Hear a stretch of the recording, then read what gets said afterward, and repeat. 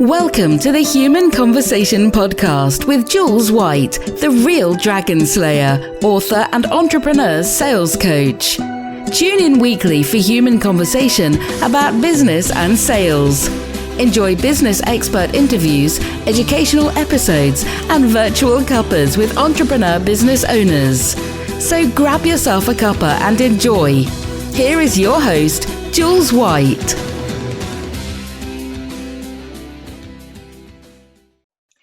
So welcome to the Human Conversation. This is episode 21 with the fabulous Eleanor Goold, one of my dear friends now, and I don't care whether she minds me calling her that because I just have.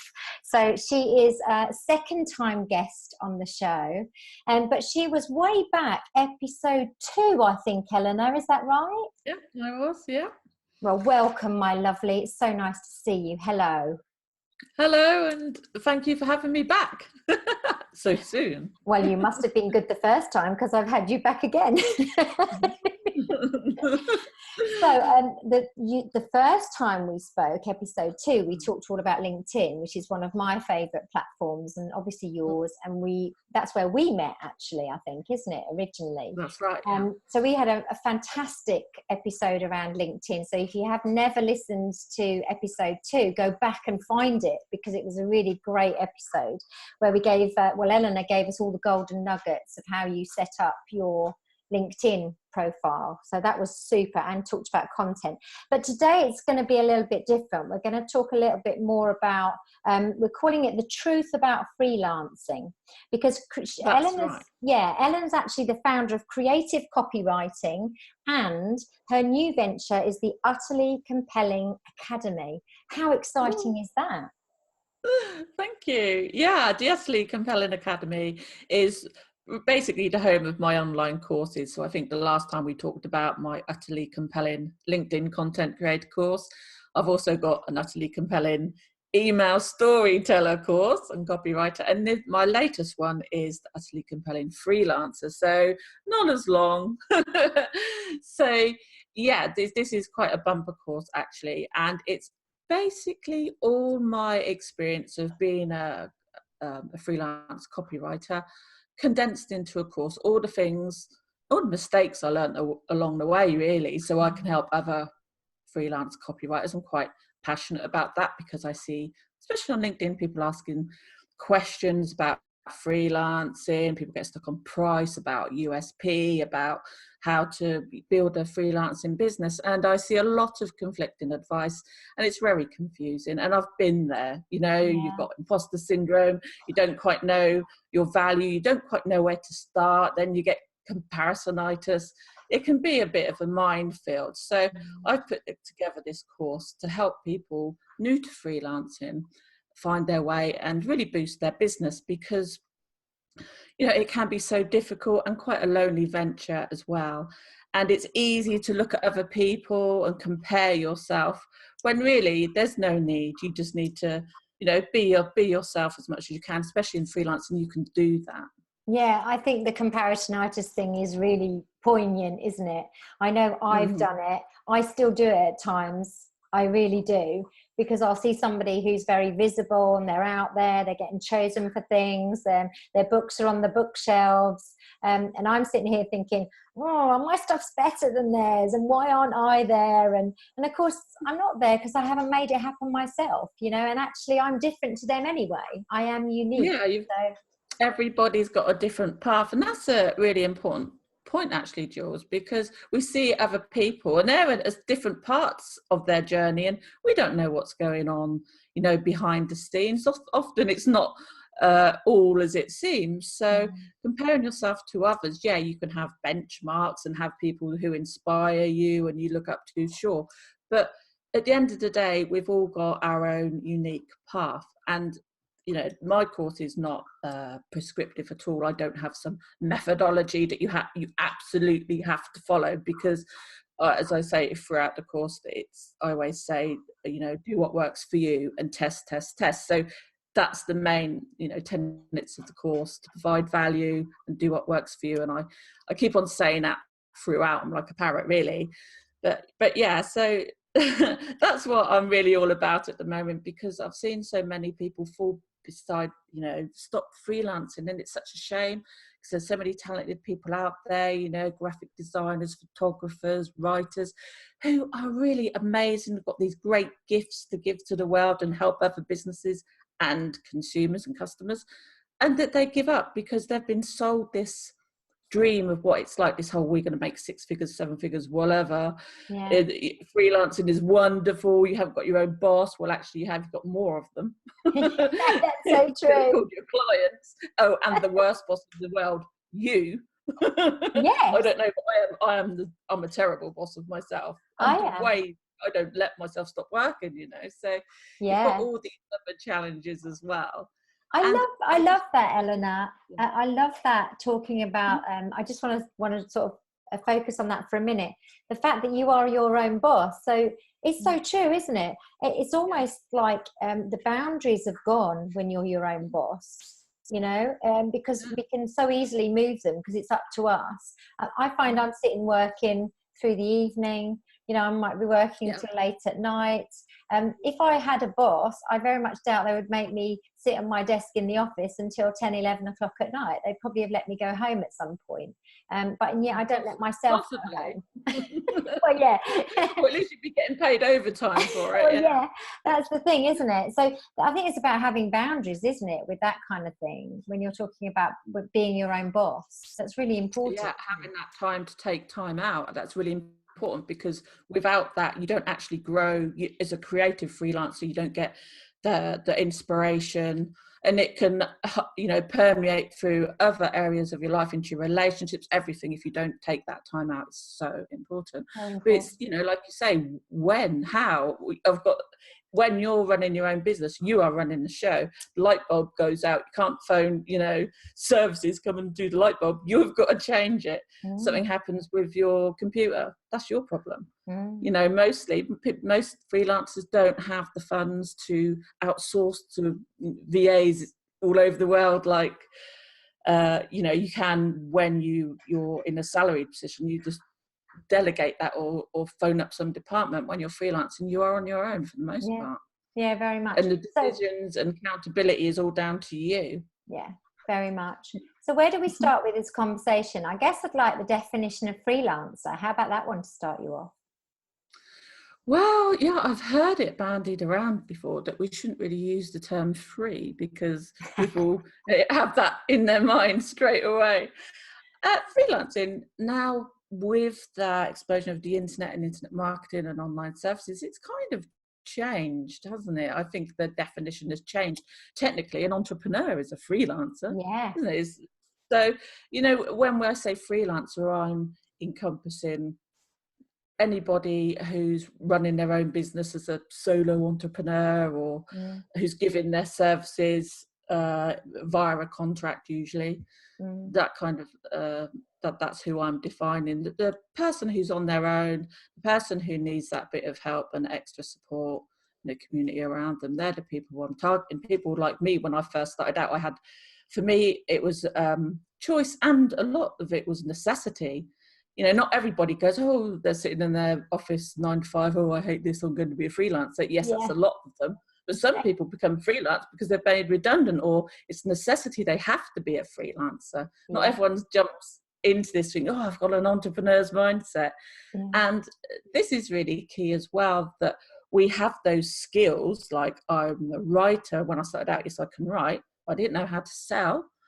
I didn't know how to sell my services. And this is, where you've come in, and that's how we met, of course. Yeah. And I cover this in the course as well, that you've got to sell your services every single day. You've got to be filling up that sales funnel. Marketing is not part of the business. Marketing is the business. And as a freelancer, you need to know that.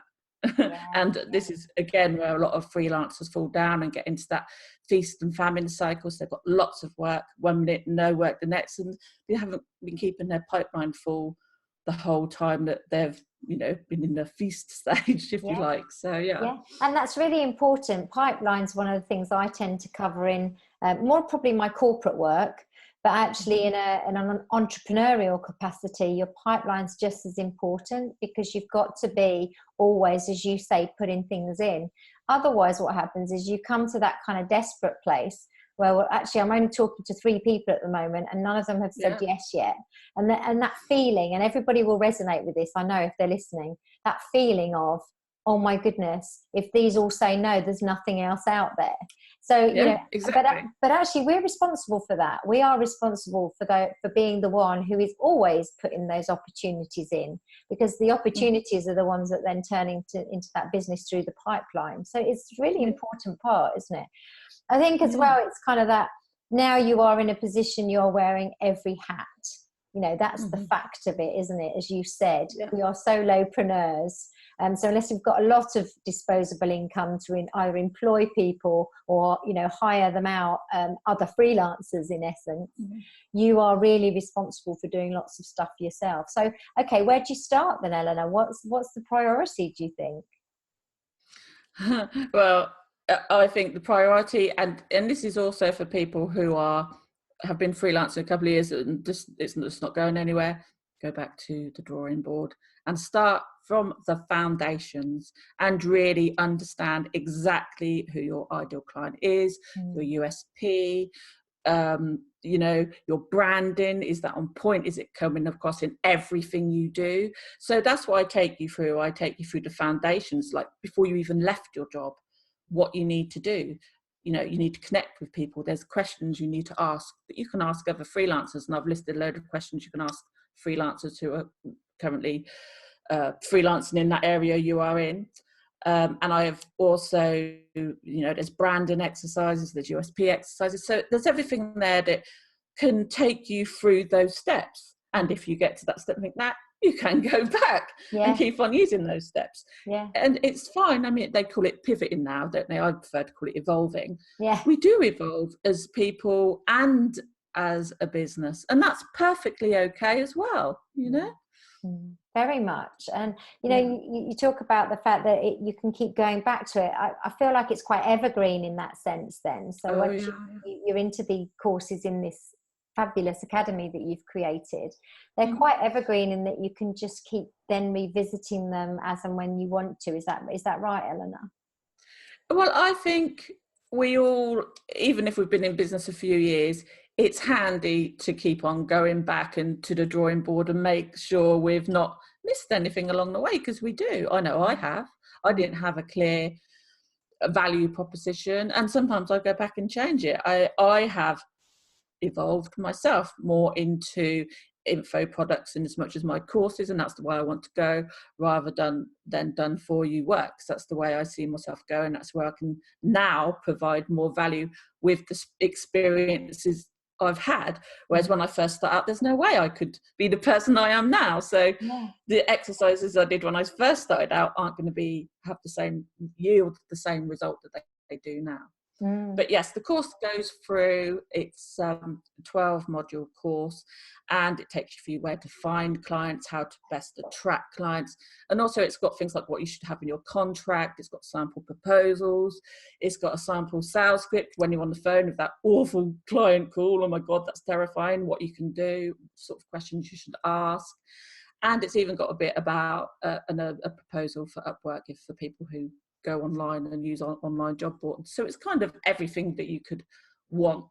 Well, that sounds really good. So let's talk about what your advice is. If we look at your journey as a freelancer, and obviously where you've come to today now, where you've got this academy, you're able to produce fabulous courses because of the experience you've had.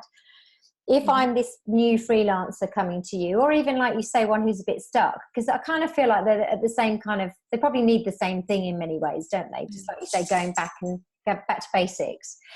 What's the things you would say to them in terms of advice? The first thing I would say is you've got to really know what you're offering to clients and how they perceive it. So really understand the value you're providing and also the value you're not providing.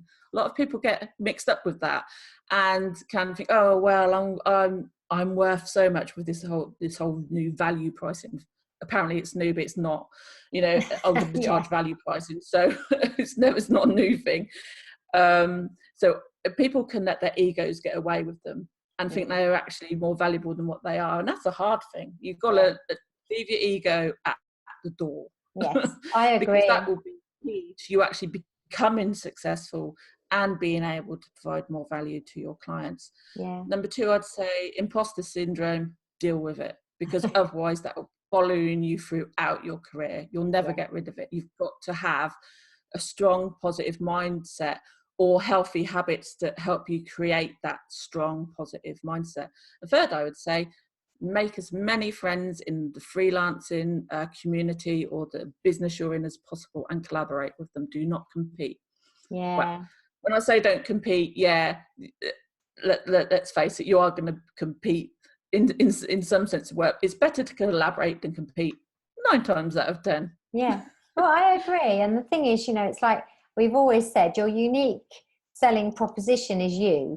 So actually, you know, no one else can be me. No one else can be Eleanor. And we have to have real faith in that, because it's very important in the grand scheme of things. I could teach exactly the same as someone else teaches, but they choose me because of me, not because of my content, you know, although they'll love my content, but that's the reason why they would ultimately pick me, because there's that kind of, it's a gut reaction at the end of the day. It's how our brains work when we buy, isn't it? Because I talk about this in my book. So I mean, you attract, you know, your vibe attracts your tribe sort of thing, but it's so true. If you're really genuine, then you're going to attract people that are aligned to you and your core values. But this all comes down to the self-discovery exercises you do at the beginning to understand really who you are, because you don't, sometimes we've been in this kind of corporate shell and we lose our own identity. Instead, you know, for a long time, I'm compliance manager. That is it. I identified myself by my job title. And I think a lot of people do that. It's really hard to get out of. Really hard. Yeah. And some of the things I talk about is things like, what are your core values? Because they come from when you're really young, from your childhood, you know, and actually they will be part of what makes you you. So you'll probably work alongside those values. That will be part of why you do what you do and how you come into the world, into the business world. So those things, those kind of core traits, strengths, values that you already have had most of your life will be really critical to your business. Yeah, absolutely. That's my dog. Can you hear my dog on the podcast then? Oh yeah, he's allowed because I'm a dog lover. So he's just one of my many canine supporters. We do love our dogs, don't we, Eleanor? So I think this whole like self-discovery stuff is very important, because take that through then into your business. There's that authentic side then. That is your USP. That's why people trust you, like you. What is it? Know, like, trust. All those things start to kick in, and that's the connection, which I talk about a lot with my sales stuff, is that connection side, the human connection. So that's, people know when you're faking it, because I see it sometimes. It might be easy, like, I really love so and so's brand, I'm going to, you know, bring some of that into myself. It's like me, if I was to suddenly dye my hair blue, you know, that's not me. You know, I'm not saying there's anything wrong with dyeing your hair blue, but that wouldn't be me. That's not a part of my persona. And funny enough, I had a potential client contact me the other day, and they wanted their copy done in a certain style. Of course, I'm a copywriter, so I can do it in many different ways. But I said no, because I knew I wouldn't be happy doing that type of copy. I'm not your sassy, you know, badass or anything like that. That is not me. And I will, now I've got the opportunity, if you like, I can say, no, that's not my client. And even if I needed that client, I'd say no, because I know I wouldn't bring value to that work. Yeah, that's a massive point. That just is a massive point, because there, you know, when we're in a situation where we just really need to earn some money, it's so easy to take on those jobs that just earn you money, and they always go wrong. Always. Even they go, I've had this client before, they were a bit of a pain in the backside. And then you take them on like, I knew that. I knew this was going to happen. Yeah. I knew it. And not only that, I bet you they were the client who tried to badger you down on price as well. So they weren't even wanting to pay a good price for the work you did. So no, I totally agree with you. And I know it's very easy to say, but actually I think trust yourself a bit more and be kind to yourself in that you know what you're good at, because you do. We all actually know what we're good at. We just don't necessarily sit down and do that exercise and learn it, you know. Yeah, and although this might sound a bit woo-woo to some, trust in the universe, because once you've closed that one door to the client that's not suitable for you, you'll find that opens for the space for something right for you to come along. Although, yeah, sometimes it's not that quick. Sometimes it doesn't feel like it. But that's why you need to be prepared for those times, that feast and famine cycle. And hopefully, if you build the right systems and processes in place, that won't happen. Or it'll be mitigated. That you've got to mitigate that time. You've got to mitigate that negative build up of emotion as well, as much as you can. Yeah, it's so true. So I kind of like to bust some myths with you. How do you feel about having a go at that? Okay. Let's bust some myths around freelancing. Yeah. Well, what's happened? Because I know how to bust myths against sales. Because I hear a lot of myths about sales going around. What's the stuff you hear going around about freelancing that actually it's not quite true? From the outset, charge what you're worth. From the outset, you're probably not worth that much. Because you haven't had that experience. Don't get me wrong, some people are.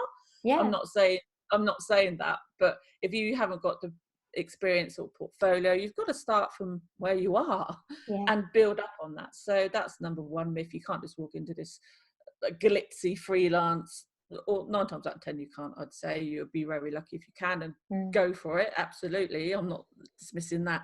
So yes, this idea that this whole value pricing thing, that suddenly everybody's charging for their value. Well, what is your value? How are you defining that?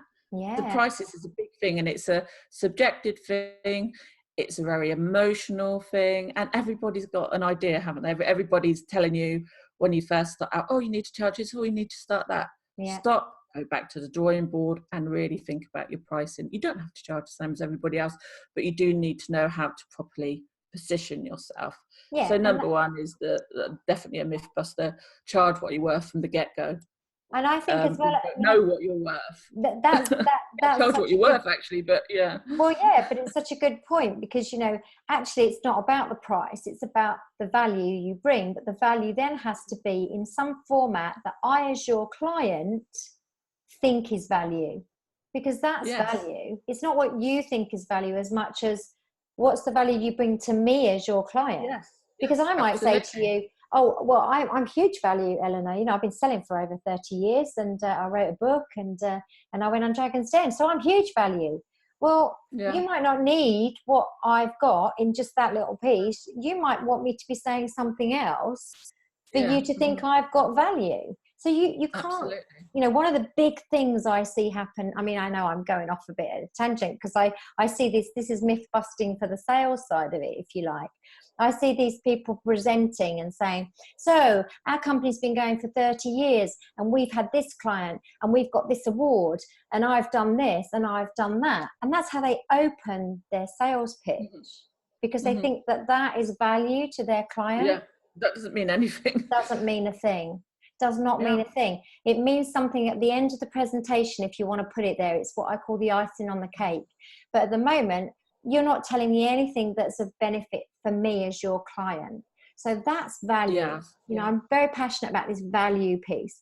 And we see so often now, I think, in the online space, all of these people charging these huge price tags for their coaching, and promising they're going to get you to 6 figures this, 6 figures that. It's a massive red flag for me, Eleanor. It's a massive red flag. Yeah, it is for me. I mean, with going back to your clients, you've got to show them the transformation that you're going to give and deliver. Yes. And you just deliver it. See, this is where copywriting, you see it a lot. I'm going to write your copy and you're going to get this, that and the other. Are you? Can you promise me that? No, you can't. You can't promise anything in this world. Yeah. So, that's the thing. The other myth I would say is about branding. There's a big, what branding actually is. I think people get a bit confused and think it's the colours on your website and having pink all over your Instagram feed. Yeah, very nice. Nothing wrong with it, but that's not branding. No.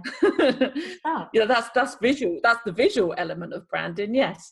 But it's not branding. Your branding permeates everything you do. It's the way you deal with people. It's your service. It's everything. So branding is not just the colours on your website. So I'd say that's a big myth. So you get, branding experts. Oh, I'm gonna, you should wear blue all day or wear a pink hat, and that's part of your branding, and say the F word a lot. And you're like, eh? No, that's not really my branding, is it? Unless you were born like that, or that is who you are anyway. Yeah. I think there's a lot of people trying to be other people.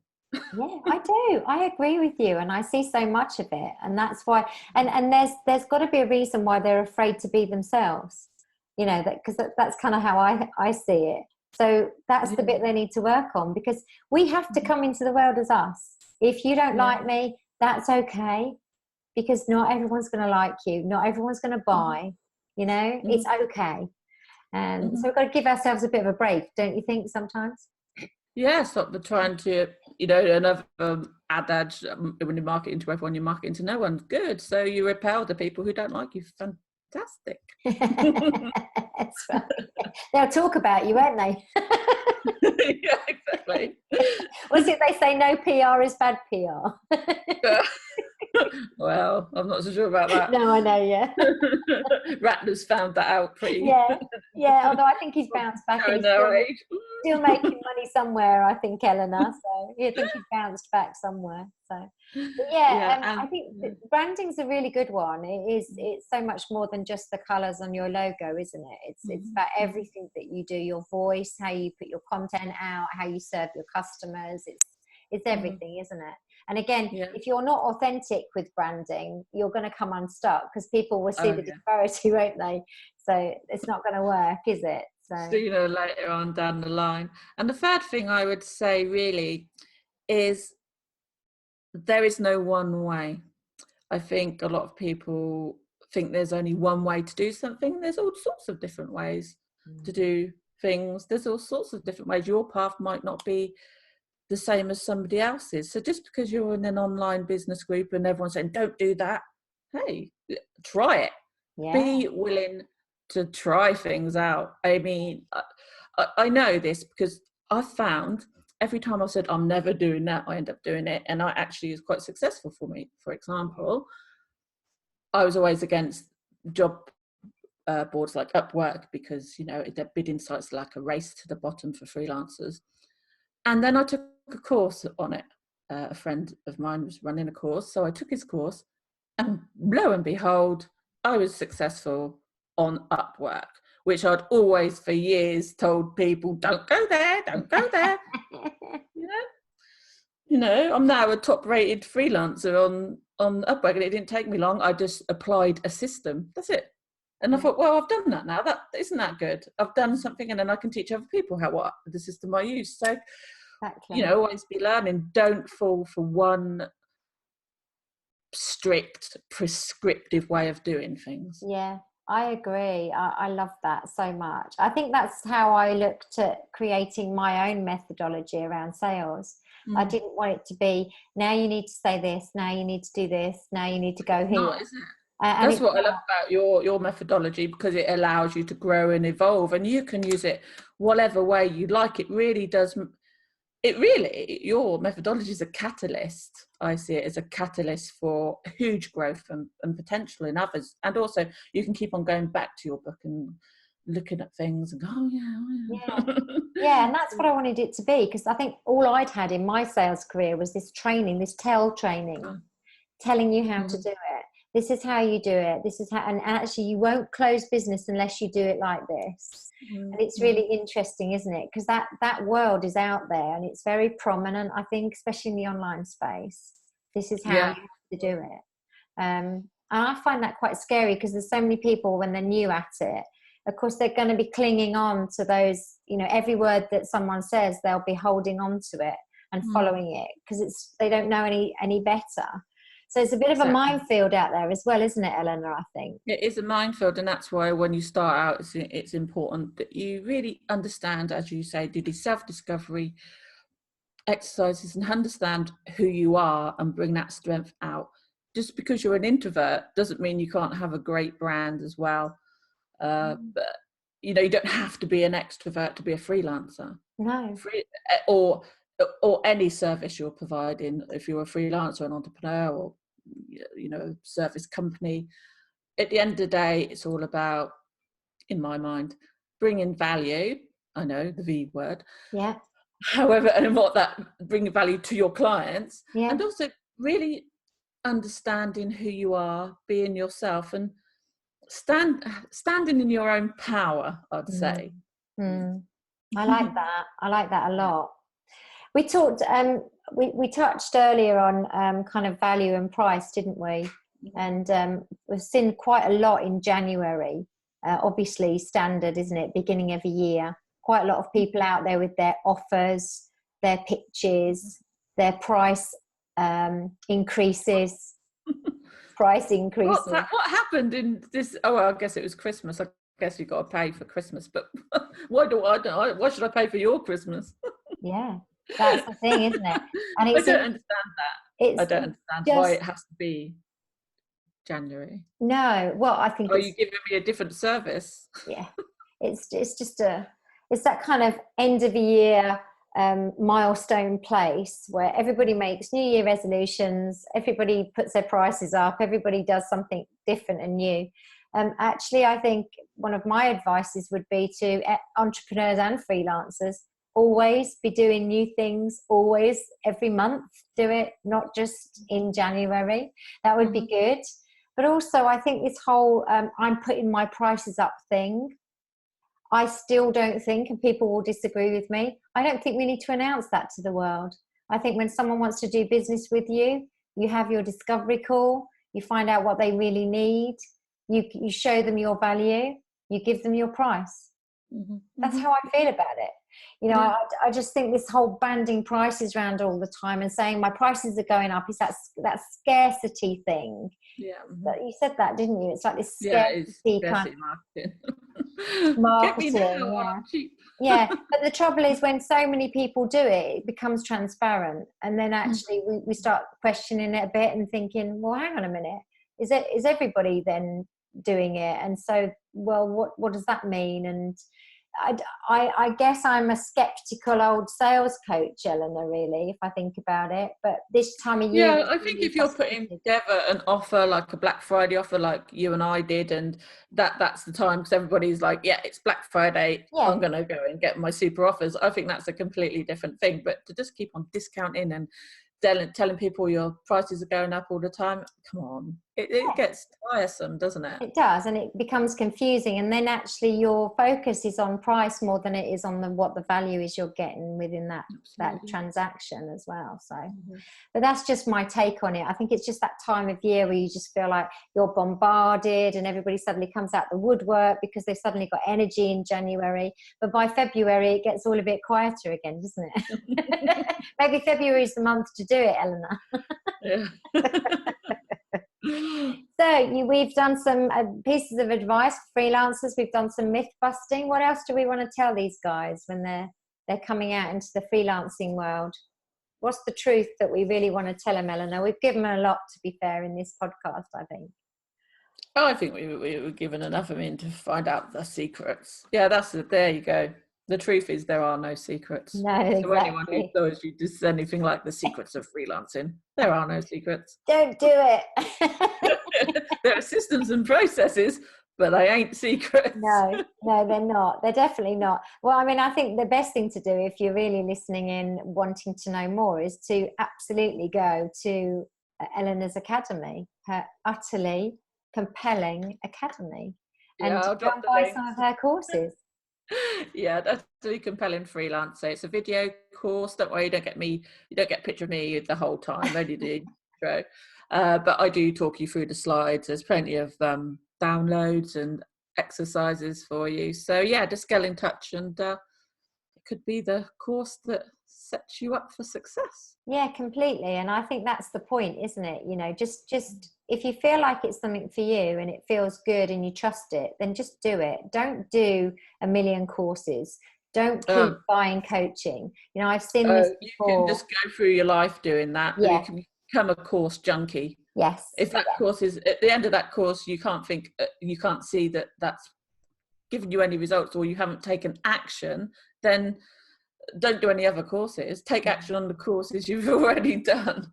Absolutely. So, yeah. And that's the key, isn't it, really? It's as much as it's amazing, you know, the content you give is amazing. I'm not just saying that because I've done your LinkedIn course, so I do know that for a fact. But also, you and I have become friends. We talk a lot. We exchange advice, which is brilliant. And so I know that you're good at what you do. I know you're very good at what you do. Well, actually, you wrote the foreword in my book. So, of course, I wouldn't have asked you to do that if I didn't think you were great at what you did. But the point is that, you know, there are so many people do go and buy course after course or buy coaching program after coaching program. They usually end up saying they're all a load of rubbish. But mainly, well, there's two things, I think. They get very confused because they're all different. And so they don't know what to do first. And the second thing is they don't take the action on the stuff they've learned. And of course, kind of fun. And people are looking for a magic bullet. Yeah. Like I know for a fact that some people will go straight to, on my course, straight to the pricing section and straight to how to find clients section, rather than doing the bits, the foundational work up front. And then you're like, that's not going to serve you well. No. You've got to build the foundation. Yeah, absolutely. Same with my stuff. Live it, love it, sell it. That's exactly the same stuff, isn't it, Eleanor? You start with that live it stuff before you even start going on the sales road trip. You've got to be able to know what your mindset is and who you are and your whys and stuff. So yeah, completely great advice. I mean, I can't thank you enough. It's so cool talking to you. I love it. I could talk to you forever. I always say that. But it's good because it's good stuff and it's important stuff and it's actually simple. That's the other thing. It's not complicated and overwhelming at all. It's simple, and it is about finding the right people and surrounding yourself with good people. I love that it's about collaboration, not competition. This is massive now, you know. So get into that frame of mind where you find something that really works for you, something simple, something you trust, work through it, and then take action. And quite frankly, that's your course. So there's no more to be said really on that one, is there? We're done. Not that this was a sales pitch, because it's not. Actually, it's quite a serious conversation. In my point of view, was I really wanted to talk about the truth stuff. I think there's a lot of noise out there, as we said earlier. I think there's a lot of noise, and I think it's very overwhelming. I hope our noise rises above some of that other noise so that people can really hear what authentic and genuine people are doing in this space. Just so that they realise there's some really good stuff out there, because there is. Yeah. So there is good stuff, but there's also some, you know, we're in desperate times. The whole world's in desperate times. People all do desperate measures for to get ahead, and unfortunately it means that some people will be less honest than what they probably want to be. So and you know, trust your gut. If something's hugely expensive, then find out what the value is in having to pay such a big price tag. And if it doesn't feel right, do not pay it. You know, honestly, that's how I really feel about this now. And you know, I just we don't trust our guts enough. But our guts tell us a lot of truth. So if it doesn't, I think sometimes when we go for these big high price things, it's almost we're trying to validate the purchase, isn't it? This is so how luxury shopping and how people get you to buy things. I know a bit about that. I'm a copywriter. For your sins, it's your fault, Eleanor. It's your fault. It's my fault. It's all my fault. Your fault. Sometimes purchases you're validating something else. There's another, well, most of the purchases you would buy on emotion. Think about what you really are trying to fulfill when you're going on these really high expensive courses. If you can't afford it, or if it's not providing you the value, what are you doing it for? Is there something you're avoiding? Perhaps freelancing is not for you. Well, yeah, that's so true as well. Like we say, not everyone's going to buy. Not everyone is going to be a freelancer, you know. No. But yeah, it was a great chat because it's really pulled in some key points for me. So, you know, kind of the advice stuff, starting at the foundations.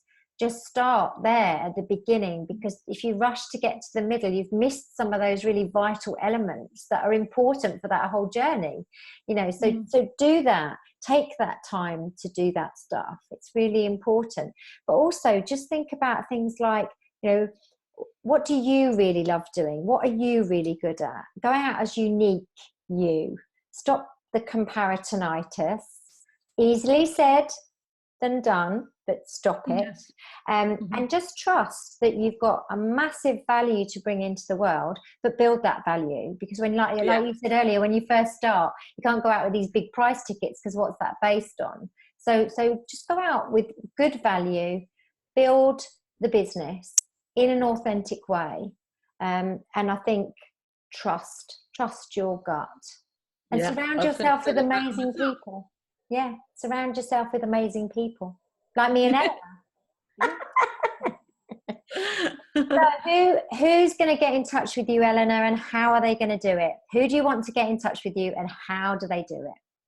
I'll leave the link to my website, but you can contact me on LinkedIn, or you know, I've got a website, Kreativ Copywriting. I'll drop the links, but I'm also, as I said, on LinkedIn. Just get in contact with me if you want me to tell you a bit more about the course, and I'll drop the links to the course below. Yeah. I don't even know where the below is going to be. They will be below. It will be a below, depending on whether you're listening on iTunes or whether you're listening on SoundCloud. We're now on Spotify as well. So you're all everywhere. I know. You know me, Eleanor. But there'll always be a narrative with each podcast, just to give you some background. And in there is where I always put the links. So you'll be able to find all the links for Eleanor and her courses. And it's for guys who are starting out, but equally, you said, anyone who's a little bit kind of stuck, maybe just wants to sort of move on a bit at a better pace. Yeah, and who wants to know about systems and processes you need to have in place, such as proposals, contracts, all those other little things that make your business actually function and work properly.